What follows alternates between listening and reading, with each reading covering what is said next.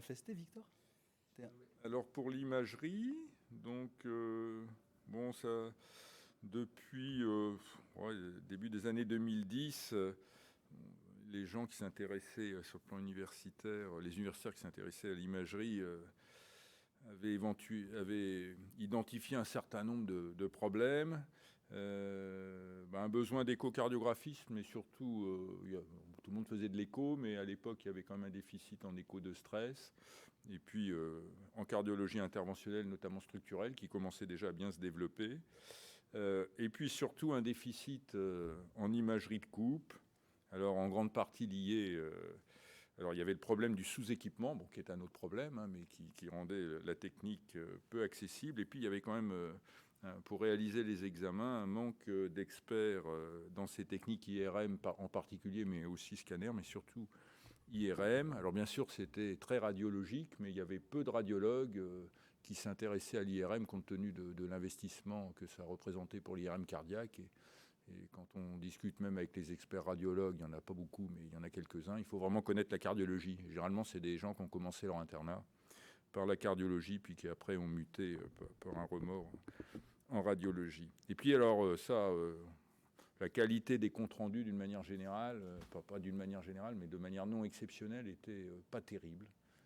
Et probablement parce que c'était des radiologues pas assez motivés. Il y avait un long délai d'attente en plus pour obtenir les rendez-vous. Puis il y avait un autre besoin, mais qui était en médecine nucléaire, c'est-à-dire les gens qui faisaient de l'imagerie de médecine nucléaire souhaitaient avoir des radiologues avec eux pour essentiellement surveiller les examens, notamment les examens d'effort. Et donc là, il y avait aussi un besoin et ça pouvait s'intégrer dans l'option. Mais disons que les deux idées qui ont poussé à créer cette option, c'est le besoin en imagerie de coupe, en particulier en IRM, et puis l'échocardiographistes experts. Donc le but était donc de former des échocardiographistes experts, en particulier avec le structurel. Alors ça, c'est un point qui a fait pas mal polémique, a soulevé beaucoup d'inquiétudes des gens qui étaient en option cardiologie générale. C'est-à-dire ils ont cru qu'on allait interdire les internes de cette option à se former en échocardiographie transœsophagienne et écho de stress. En fait, c'est pas du tout le cas. Il faut le redire encore maintenant, parce que quelquefois ça revient de certains syndicats des internes. L'option n'empêche en rien, au contraire, à former les étudiants en option de cardiologie générale, en écho de stress, en ETO, et bien sûr en ETT au contraire. Ça, c'est une très bonne chose. Et bien entendu, cette option veut à ce que les gens qui fassent l'option soient des véritables experts en échocardiographie et surtout qu'ils apprennent le structurel. Alors, en imagerie de coupe, l'idée, c'était de travailler en binôme radiologue-cardiologue, pas radiologue-radiologue, là, il y a une grosse faute de frappe, pour améliorer la qualité de réalisation des IRM aussi. On avait ce retour-là que les IRM n'étaient pas d'assez bonne qualité, la qualité des comptes rendus, et puis d'essayer de réduire le délai d'attente, mais qui est lié largement aussi au manque d'appareils. Donc l'objectif de cette formation, voyez, on reprend le journal officiel, c'était d'assurer la formation initiale, parce que c'est qu'une durée d'1 an, donc c'est quand même court, on y reviendra, pour l'exercice de l'imagerie cardiovasculaire d'expertise. Et donc, dans ce décret, l'idée est que les étudiants puissent apprendre la prise en charge diagnostique des adultes en termes d'imagerie, avec une formation sur les bases théoriques et techniques, et bien sûr la pratique et l'interprétation de ces différentes modalités d'imagerie multimodalité. Alors, en 1 an, on avait bien conscience, et c'est écrit dans le décret, que l'objectif n'était pas de former des ultra-experts dans toutes les modalités, mais des cardiologues cliniciens, mais maîtrisant les fondamentaux des 4 techniques et pouvant se perfectionner selon l'appétence et les besoins dans 2 ou 3 d'entre elles.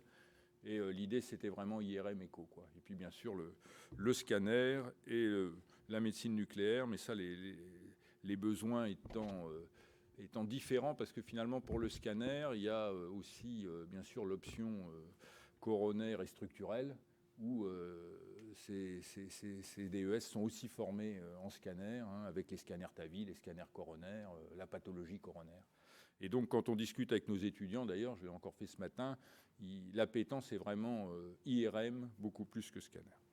Alors, le cursus, c'est qu'1 an, donc c'est différent des 2 options rythmo et coronaire structurel, avec un enseignement théorique qui est sur la plateforme CIDES. Il y a 70 cours, ça fait environ 25 heures, et là j'ai interviewé les étudiants. Globalement, ils sont même très contents des cours, ça fonctionne bien et les cours sont de qualité. Ils ont un petit peu de mal avec les bases physiques et théoriques des différentes imageries, mais ça a toujours été. Et c'est quand même important. Et puis, il n'y a pas une durée d'enseignement là-dessus. Donc ça fonctionne très bien avec des cours qui ont été faits par les experts. On a eu un petit peu de mal à finaliser la banque de cours, mais ça, c'est quelque chose qui marche très bien.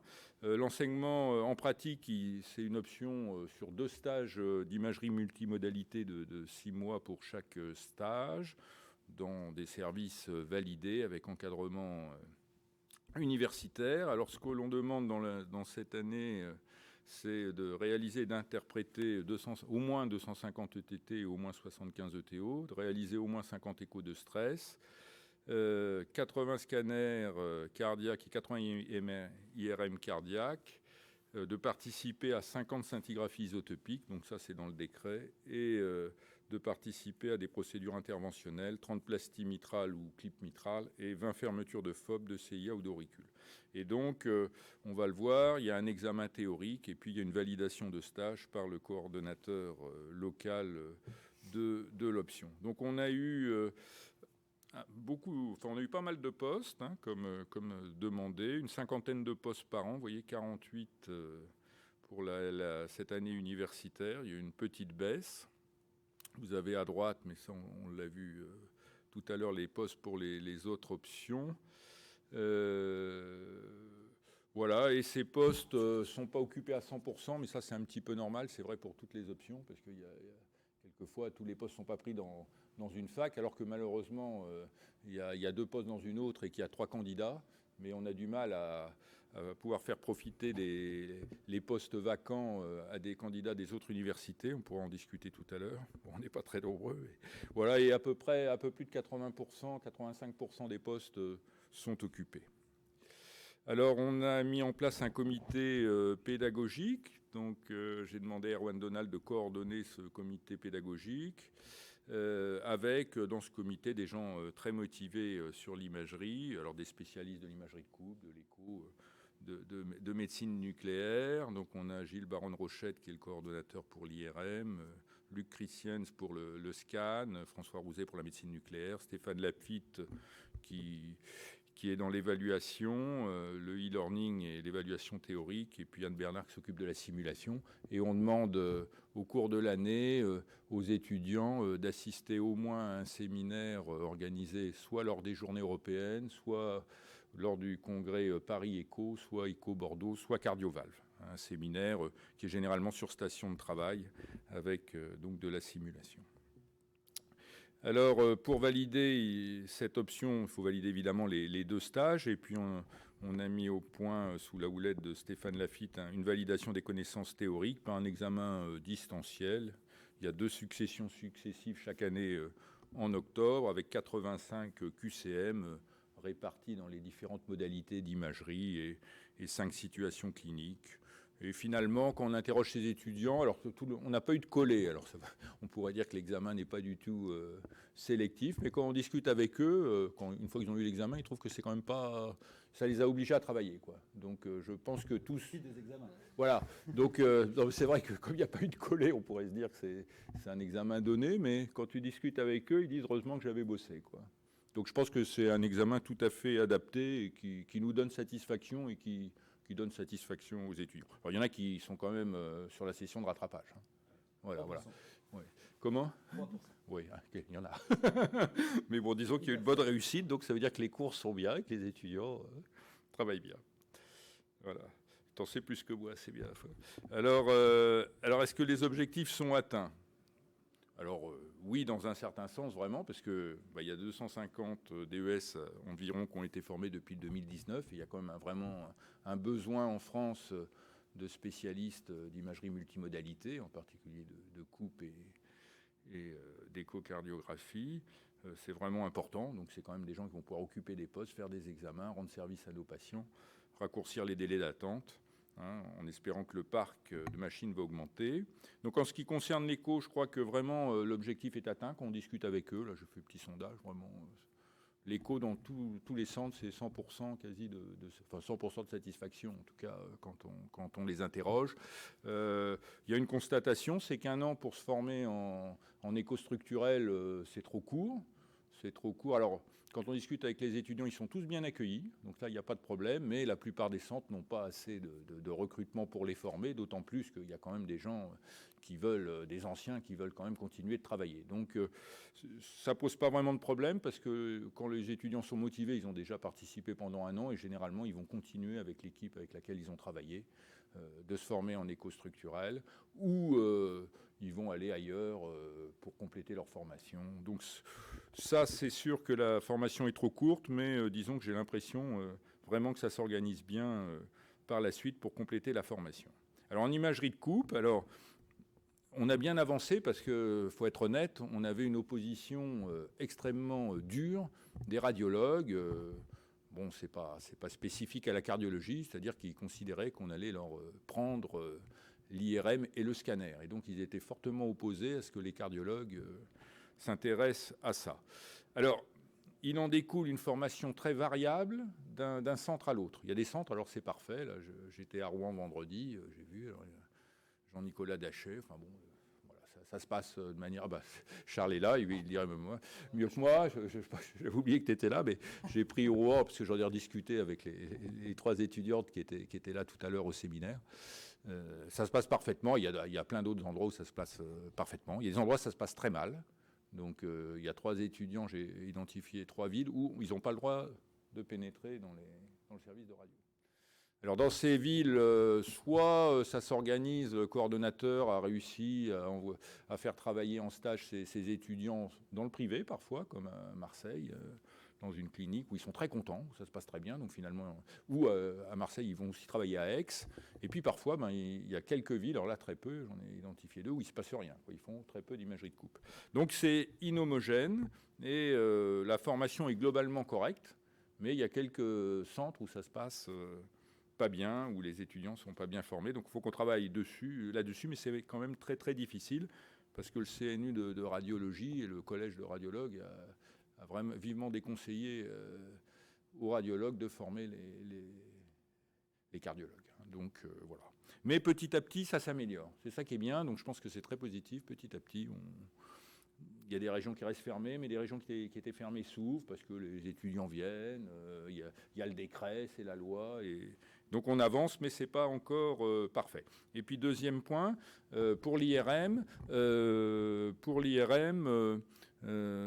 an c'est un peu court quand même, sachant qu'ils font pas que de l'IRM, sauf certains étudiants quand ils vont à Massy par exemple, ils font 6 mois d'IRM, donc ils sont formés, mais dans beaucoup de facs, même quand ils sont bien accueillis, ils vont une demi-journée ou une journée généralement, et ça ne suffit pas. Et donc, il y a besoin d'une formation complémentaire qu'on va mettre en place. Elle sera optionnelle. Ça va être coordonné par Loïc Bière, qui est à Angers. C'est un centre qui est historiquement très bien placé en IRM, consacré à l'IRM, et qu'offrira la possibilité d'une formation de 1 an, qui sera a priori en distanciel, on en a parlé tout à l'heure, pour les gens qui ont fait l'option d'imagerie et qui souhaitent compléter leur formation en IRM. Donc, ce n'est pas du tout intégré dans l'option, c'est une formation, mais pour les gens qui ont fait l'option. Et donc, qui voudront avoir une formation complémentaire en IRM, parce qu'1 an, c'est un peu court. En médecine nucléaire, donc là, l'idée, c'était de faire travailler des cardiologues en médecine nucléaire, de leur donner une bonne formation pour interpréter les examens. Là, l'objectif est atteint. Ils ont été très bien accueillis. Les gens qui font la médecine nucléaire étaient contents d'avoir des cardiologues. Les cardiologues, ça les intéressait. Mais on sent que la motivation des étudiants n'est pas centrée sur la médecine nucléaire. Voilà. Puis de toute façon, les médecins nucléaires gardent la main, comme c'est des examens utilisant des produits radioactifs. Donc, ça, je ne sais pas si j'en parle. Bon. J'ai terminé mon temps de parole. Comme on est entre nous, c'est presque. J'étais à la fin. Donc il y a la possibilité, mais ça qui ne concerne pas que l'option d'imagerie, pour les étudiants qui ont fait un DES de cardio, de refaire l'option une fois qu'ils ont terminé leur DES, s'ils ont été en cardiologie générale ou s'ils sont des cardiologues validés. Donc ça, c'est un processus, on ne va pas trop en discuter. Vous voulez montrer deux autres dias qui sont intéressantes. Il faut faire échappe. Oui, puis j'ouvre de nouveau. Et ça remarche. Ouais. Comme je l'ai fait tout à l'heure, je ne voulais pas le refaire parce que c'est-à-dire que je respecte jamais mon temps. Merci. Voilà, donc bon, ça c'est quelque chose qui concerne pas uniquement l'option d'imagerie d'expertise, mais toutes les options, mais c'est pas très connu et ça fonctionne pas encore, hein, pratiquement. Pour les options, ça fonctionne pour les DES, pour changer de DES, mais pas pour les options. Mais il faut savoir qu'il y a une possibilité de déposer un dossier de candidature pour intégrer une option qu'on n'a pas fait pendant son DES. Mais on peut poser un dossier que dans une seule faculté de médecine. On n'a pas le droit de tenter à 4 endroits différents. Et la commission régionale du DES pourra examiner les dossiers. Donc il y aura des postes qui seront donnés par les ARS ou pas. Et on pourra faire l'option, je dirais, tardivement, quoi. C'est ce qu'on appelle le circuit tardif pour les options. Il y aura des postes dédiés pour ça, oui, oui. Alors, c'est pas très... Pour l'instant, on n'a pas encore eu de poste pour l'option d'imagerie. Je crois qu'il y en a eu quelques-uns, d'après ce que m'a dit Jean-Noël Trochu, en cardiologie interventionnelle, coronaire et structurelle. Donc là, ce sera des postes ajoutés. Hein, et comme nous, on a eu la commission à Amiens pour des DES, c'est-à-dire des gens qui n'avaient pas le DS de cardio, un chirurgien cardiaque, qui voulait refaire le DES. Donc c'est un peu différent, mais c'est le même processus. Donc normalement, on devrait avoir des postes supplémentaires pour cette option fait tardivement. Voilà. Avec un financement ARS, et là, on leur demanderait, nous, 1 an, et en cardiologie coronaire, ça serait 2 ans, etc. Quoi, tu vois.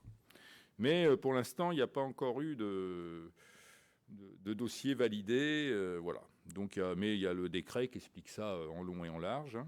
C'est un décret d'avril 2022 avec le dossier que tu dois faire. Enfin, tu vois, c'est une procédure qui, je pense, devrait apparaître. Alors, combien de postes vont être donnés, ça, j'en sais rien. Donc, finalement, je pense qu'on a atteint en très grande partie nos objectifs avec ces formations de 250 cardiologues. On a quand même cette difficulté d'accès au plateau technique d'imagerie de coupe dans certains centres. Il y a un besoin de formation complémentaire en éco-interventionnel et en IRM, mais ça, on l'a mis en place. Je pense que ça va fonctionner. Ce que l'on souhaitait, nous, au comité pédagogique, mais le ministère n'est pas du tout réceptif, c'est de passer à 2 ans pour assurer une très bonne formation, quitte à réduire le nombre d'étudiants. Mais ça, le ministère n'est pas très... n'a pas l'air trop d'accord pour l'instant. On va évaluer, ça on ne l'a pas fait, mais on attendait d'avoir un petit peu de recul, comment les étudiants exercent l'imagerie multimodalité 3 à 4 ans après leur option, parce que généralement ils font un assistanat ou un clinica, voilà, ensuite, pour la grande majorité. Et puis le problème principal reste quand même l'accès aux scanners et aux IRM des patients, en raison de notre sous-dotation en machines en France. Et donc ça, c'était 2 dernières diapos. Vous voyez, en Europe, il y a 26 scanners en moyenne par million d'habitants. On en a 21 en France. Donc ça, c'est un autre problème, mais c'est un vrai problème en imagerie de coupe. Et pour l'IRM, on est à 19 IRM par million d'habitants. Et vous voyez que 5 pays européens dépassent 30 IRM par million d'habitants. Voilà. Bon. Merci beaucoup.